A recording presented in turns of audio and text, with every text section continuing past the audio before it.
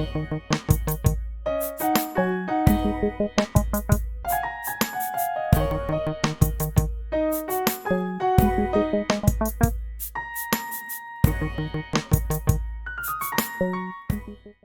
ladies and gentlemen, Bison Nation. Welcome back to Bison Brothers Basketball Podcast. This is your boy B Smooth. We got Chip Washington, the host with the most, and we got E Wash, the lover of basketball that still has a Jones for basketball. And in this segment of the program, we are making the pivot, right? We just ended up our non-conference reviews. Congratulations, brothers. We started at the very beginning of the season and been committed to making sure we could show some insights on how the team was coming together the early part of the season. And now, without further ado, let's take a few minutes to talk about what we're looking forward to in the upcoming conference schedule. So the question becomes, because we didn't talk about this in the pre-meeting, do we want to talk about the ladies or the men first? Like, what do you all want to do? Because we can go either way here. Because you want to do ladies first, you said? Yeah. Okay, let's do it.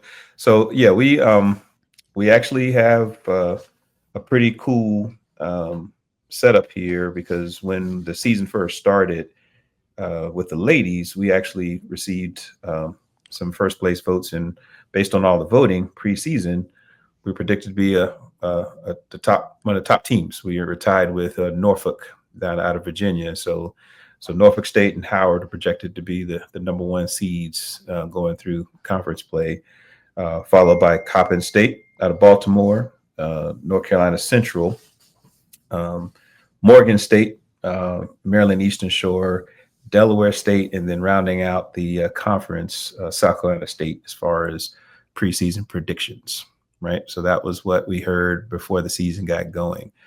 So real quickly, because I know, Chip, you've been paying attention to everything going on. Can you guys hear me okay? Yes.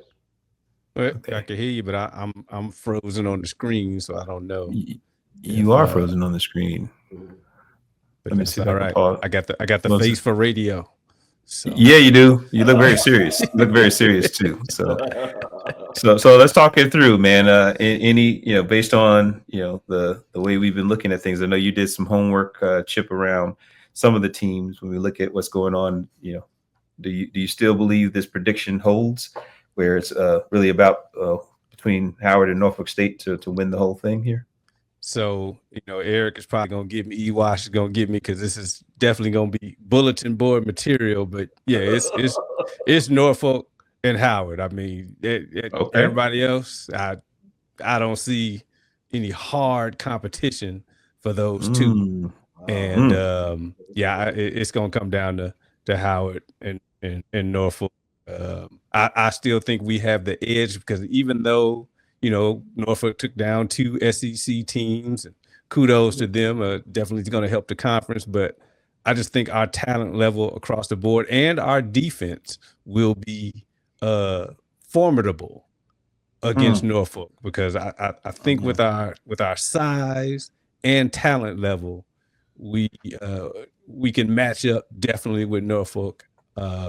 And give them a run for the money. But look, out of respect for Norfolk, I didn't even scout them in terms of the MEAC preview, because I was like, I know what we're gonna get from Norfolk. They gonna bring it. They gonna bring the noise. But I sincerely feel like we definitely have enough to bring the noise with them, and I'm looking forward to the showdown. I think it's gonna come down Howard, Norfolk, and I see Howard with the edge heading to the tournament. So. Wow. E, what you thinking, man? Man, well, since he's frozen and I can't get the, real-time facial reactions, I'm going to take it easy a little bit. But I will say, to his credit, man, because he's done such a thorough job of scouting, he's probably really not that far off at all. Mm-hmm. I think that, I do have a little fear of Norfolk. I'm not going to. We strictly talking about the women right now, because that's right. Yeah, I do feel like the women are poised for a little stronger end run right now than the men, because they're not dealing with the injuries and all that kind of stuff. And I think, to your other point, B, as Sanaya, the point guard, continues to evolve, that's gonna be, she should be kind of peaking around tournament time, and I think the ladies are gonna be humming and doing their thing. I'm gonna have to agree with Chip on this one. Yeah. Well, they definitely have. They definitely have the with Diamond Johnson have the projected MEAC Player of the Year, and like I said, the talent wise, I think that they have a point guard. I'm interested with Diamond to see her going against Sanaya there. They both are going to be some fierce competitors. I could see some battles won and lost in the backcourt as well as in the front court there with the way they move the ball. So to your point, I do think that, based on just what we've been able to see, those are the teams that seem like they're poised to try to make a run at the conference title here. So excited. I do think that I am looking forward to what goes on with some of these teams that maybe were projected to go a little bit lower here. So Coppin plays us tough sometimes, as well as Central has a little bit of rebuilding they're doing. Morgan State is another team that if they can get hot, to your point, they just they have a lot of folks on our kind of preseason teams that these are talented folks that if they peak at the right time, this could be an interesting seeding for the tournament down in Norfolk later in March. So pretty exciting there, right? Yeah. And I'm just checking, Chip, we still with us? You can still hear us? Yeah, still here. Right. Still here listening to this fantastic knowledge about the ladies. Oh, there we go. Yeah. Well, let's shift gears because we're coming close to the end here today because we are excited about getting ready for the conference schedule. So let's switch over to the men. I know for all the conference non-conference games we watched where people were very complimentary of our back-to-back MEAC championship runs. They always say we're projected to win the conference again this year. I was just looking real quickly here the lineup that they have us kind of following here for the men. They had Howard winning the whole thing again, just because we obviously have some pedigree. I know it seems to change a little bit if Bryce is out for the season here. He was our MEAC Player of the Year ranked out there and first team player, so that will change the math a little bit, but it's Howard, then Norfolk, right? That is bulletin board material, so hopefully Norfolk is listening. Central, which they play pretty well at home. They don't always play that well on the road, but they do bring a lot to the game. Got Morgan State. We have some competition at the bottom half of the conference this year too, with South Carolina State and Delaware State. They made some pretty interesting runs last year, and I know some of the players have changed, but rounding out the conference play would be Maryland Eastern Shore and Coppin.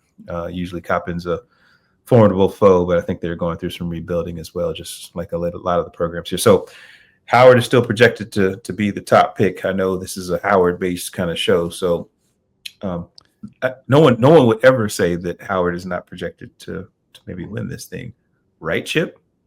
Oh, he left. Oh, see, you see how he did that?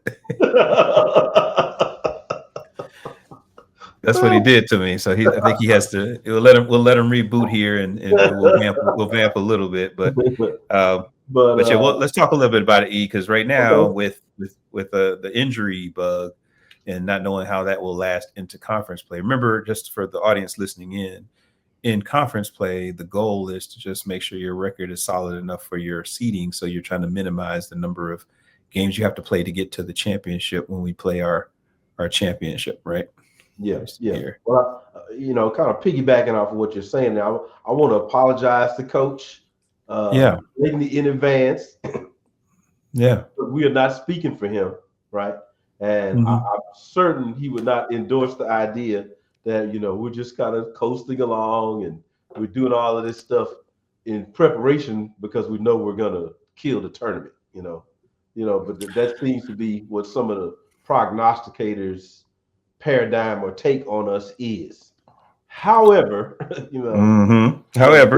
given the gauntlet that we've run, it is starting to seem like that's going to be our formula for the third appearance in the tournament. You know, I feel like they can still win a tournament.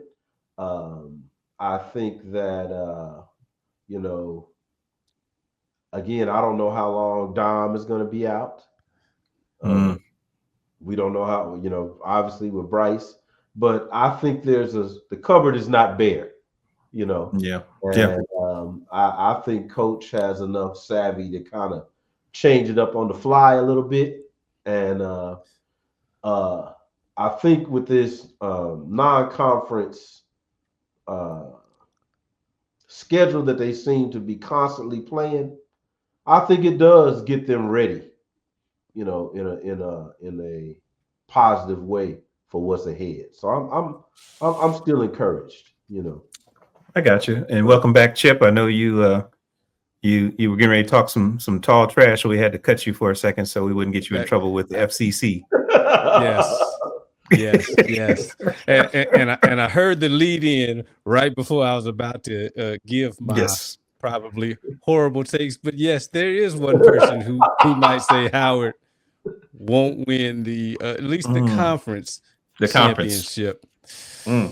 It's, I mean, with the injuries and you know, everybody in the MEAC pretty much has the same formula. They had strong non-conference opponents trying to test themselves, kind of see where they are. And, you know, I saw a couple of games from pretty much every team in the MEAC, and even against those Power 5 schools, they were looking pretty good, you know, pretty tough. Everybody kind of succumbed to the same problems, you know, when the Power 5 schools kind of turned up the intensity and the defense that seemed to doom all of the teams. But every team showed me something. Even Coppin, the game that I saw was their first win, but they looked solid in that win. If our injuries kind of stay where they are, as much as, like I said, so it's not a knock on the guys, because we got some championship caliber guys, we got high level talent, but the MEAC is catching up, and if we're kind of at the current injury state and everybody else doesn't have injury, it's gonna be a rough sled going through the MEAC this year, because first of all, you know, we're already gonna get everybody shot because we're the reigning champs. That's right.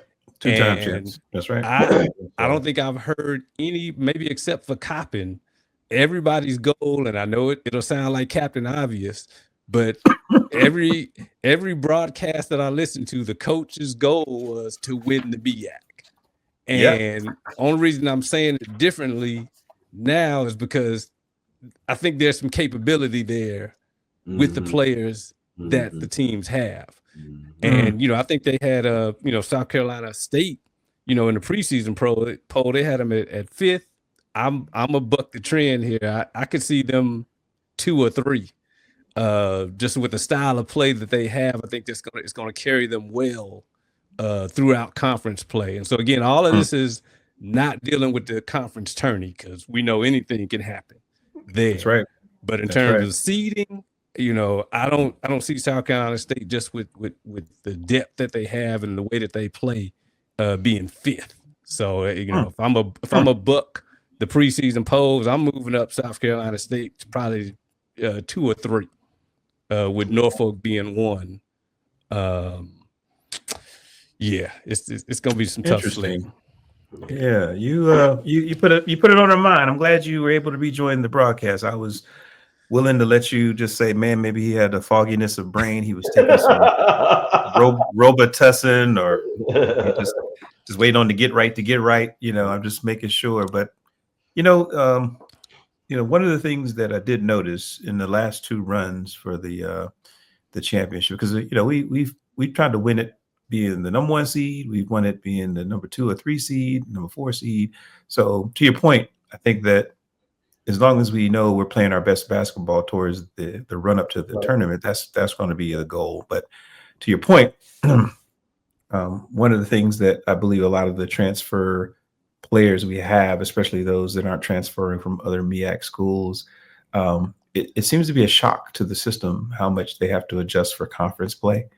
I think that we saw that in our last couple of runs here. I think Bryce did a good job of trying to help people understand that, especially when we were going against North Carolina Central, which, they're listed to be, finish a little bit ahead of South Carolina State. They have a well-coached team and usually have a pretty good run there. But there's a energy and a way that every team plays that when you go visit them, you get the best of them, but you also get a different brand of basketball. So a lot of these guys who maybe grew up playing, more organized basketball, or it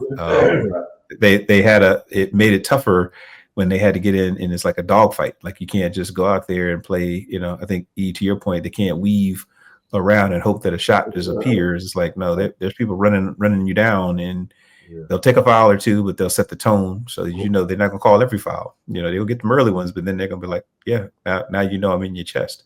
And so I think that whoever adapts to that play the quickest is going to probably see more success in tournament play, because that's what you're trying to get ready for, right? I think the part that's going to help us is that we have a couple of non-conference games in our conference play, so it doesn't feel like we're just beating up on the conference teams or getting beat up by the conference teams. So with playing Hampton one more time, with playing Morehouse, in a few weeks, it gives us some, I'll call them some games that allow us to kind of, catch our breath a little bit, because, it'll be intense, and, it's 2 games a week for the next, 6, 7, 8 weeks. So they're going to be playing some pretty intense matchups. So to your point, Chip, I think that what we saw against the non-conference teams that the teams are playing against in our conference, they're all preparing for the fact that when they get together, there's going to be an intensity that you can't manufacture. You can't get it in practice. I don't care if you're going red team, blue team. You're not playing that hard until somebody jumps out there and you're like, can I match this energy and play my game, right? And this is why I have this kind of my inside take, if you will, why I'm gonna put South Carolina State up there a little bit higher. I can't remember his name right now, but the head coach is somebody that played with Nick Van Exel. Oh. And he's one of the big guys from that Cincinnati team. And, he was a very hard-nosed player, when he was with Cincy. And he's got his guys playing, it's almost like Tom Thibodeau with the Bulls and the Knicks. Like, South Carolina State is playing with an edge, and I think it's because of their coach. And, like I said, I'm impressed with what they're doing over there, and that's why I have them higher, than kind of say what the preseason folks have them at. I'm gonna try to look up his name, while we're at it. But yeah, it's they got an intensity that I think they're gonna carry through the conference. Well, I'll keep that in mind. My hope is that I'll get to go see them down in Orangeburg. There's some conditions that have to fall in place for me to make a trek to Orangeburg. Shout out to Orangeburg. It's a quaint town. It's a day trip type of town. So, but I know that my hope is I'll get to see some of the southern swing of the conference play, so I can see what you're looking for. They do play intensely at home, and I know that that's something that until you go in the atmosphere, you're absolutely right, Chip, that if they have a coach that's got a brand identity that's hard-nosed and tough, defensively, if they can embody that'll make them formidable, right? The question is, will it travel? Will it carry? And can they adjust when everybody figures it out? Because we see each other twice. That's the cool part about conference play is that you can do it to me once. Shame on you, right? Do it to me twice, shame on me, right? Because I'm like, I know what you're going to do. Let me see if I can adjust for that. So I do think that to your point, the coaching carousel in the MEAC is absolutely phenomenal. Like these are all accomplished. Either from former playing days and or from coaching. So I do think that it'll be about who executes on the floor and who's got people who can make it happen. So I think that us having, a Blake Harper who's showing up big, there's not that many freshmen that are doing what he's doing. That changes the game a little bit because we actually have people you got to prepare for.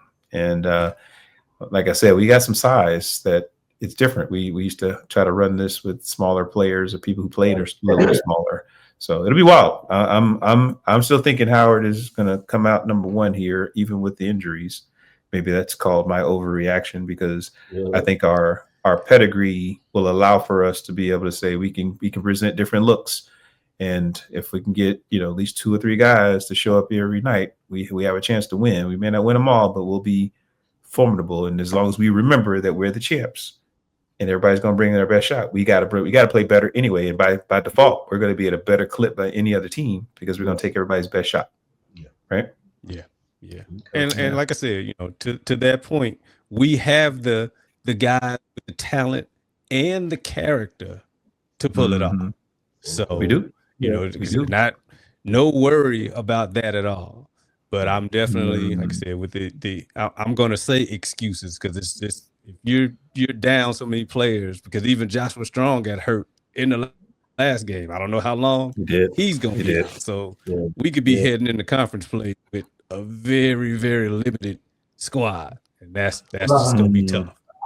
I'll take this opportunity to take another cue from the coach because one thing I've sort of, as I'm listening to you say those things, one thing I've sort of noticed, he's always calm. You don't see him stomping up and down the sidelines when he does interviews. You don't hear him wringing his hands about, I don't know how we're going to do this or accomplish this. And what game was that where he held back the lead scorer until the second half? Oh yeah, was it that was against. I think it was Tennessee State. Yeah, he came out second half and balled out, right? Yeah. I just kind of feel like funeral programs might be a little early to be ordering right now for us. Not funeral programs. The fans, you got the fans out right now. That's tough. Yeah, I think we're just TBD. Yeah. TBD. Yeah. So this is great, man. We always do this, man. We've been blazing along here. We this might be one of our longer episodes so far because we've been covering a lot of good stuff. But we knew we had quite a few games to recap as well as this preview. We're getting into the fun part of the season for us because we get to see some opponents a couple of times. And to your point, all the points that everybody's been making is, that's why we play the game, right? We have all this energy around what we believe we can do and what we think some of the other teams are preparing to do. But we absolutely, positively are excited about the fact that, January begins conference play. I am excited that our first 2 matchups are going to be with Delaware State. They'll be on ESPN. The women will play on ESPN Plus, and the men will be on ESPNU. On Saturday the 4th, so that's tomorrow for those who are checking in, and we play Maryland Eastern Shore on Monday evening. So because of the way the conference schedule is set up, man, that should be a nice way to get tuned up because those are 2 teams that are projected to be a little bit, maybe lower in the conference rankings at the end of the season. But this is a good way to start, even with our injuries. Chip to let us know. Yeah, can we take care of the competition? We should, because when we get to the ones that are more competitive, we can then see, how do we adjust for that. But again, go ahead. Go ahead, Chip. I was going to say, I think the thing with Maryland Eastern Shore that kind of worries me, and I'm going to try to check my notes here again, because I think they got 11 new players. So they have to gel, see how they do. But if they come together, I think the only reason the people probably marked them low is because they had 11 new players. But as I watched those 11 new players, they got some talent. So if they can put it together, I think they're going to be a little bit higher than the bottom half of the MEAC. But that's going to be their struggle and their challenge. That'll be their struggle. So Chip, I'm just going to tell you, somebody's got to be at the bottom of the conference, bro. It's going to be Copy. He's like, I'm moving this guy up. I'm moving this guy up. Yeah. I thought about that too. I was like, wait a minute, bro. Like, somebody's got to be at the bottom. I'm letting you know right now. I'm hoping it's not us because that's not how it's supposed to go. But at the same time, every team has got every team has gone through the portal. Every team's got some people transferring in. So I think we're going to see some folks that just weren't on the radar high because, we don't usually always get the full view until we get to conference play. So the part I'm excited about with conference play as we look to wrap up this episode is one, there'll be very few times where both our men and women aren't playing on the same day against the same opponent, right? And two, because the schedule is going to be set up in such a way where I think it's primarily going to be like Saturday, Monday games.